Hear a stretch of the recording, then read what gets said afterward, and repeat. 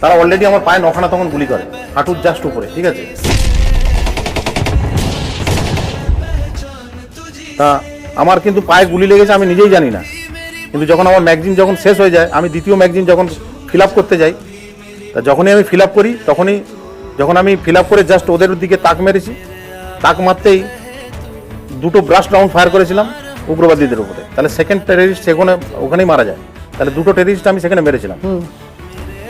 তৃতীয় টেররিস্ট যে ছিল সে তখন আমার এই হাতে কিন্তু গুলি করে, হাতে জাস্ট আজে নিশানি এটা, এখান থেকে গুলি করে, এখানে আমার 28টা স্টিচে পড়ে এখানে, কিন্তু যখন গুলি করে আমার হাতিয়ারটা পড়ে যায় মাটিতে, ঠিক আছে। হাতিয়ারটা যখন পড়ে যায়, আমি যখন হাতিয়ারটা তুলতে যাই তখন দেখি আমার পা টুইস্ট হয়ে যাচ্ছে, ঠিক আছে, মানে পা পুরো টোটাল ভেঙে গেছে। তখন আমি বুঝলাম আমার পায়ে গুলি লেগেছে, তার আগে পর্যন্ত আমি পায়ে গুলি লেগেছে বলে বুঝতে পারিনি। হাতিয়ারটা আমি আর তুলতে পারিনি, আমার দ্বারা হয়নি।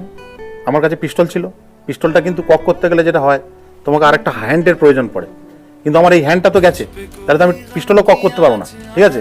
পিস্তলটা হাতে ধরা আছে, দাঁত দিয়ে কক করার চেষ্টা করেছিলাম, কিন্তু সেটা কখনো ইম্পসিবল ব্যাপার, করতে পারিনি। তখনই আমার চেস্টে একটা গুলি লাগে, ঠিক আছে। চেস্টে যে গুলি লাগে সেই গুলিটা কিন্তু রিকোচিট হয়ে মাথার এখান দিয়ে বেরিয়ে যায়, ঠিক আছে, আজও আমার নিশানি আছে মাথায়। এবার গুলির প্রেসারে আমি মাটিতে পড়ে যাই।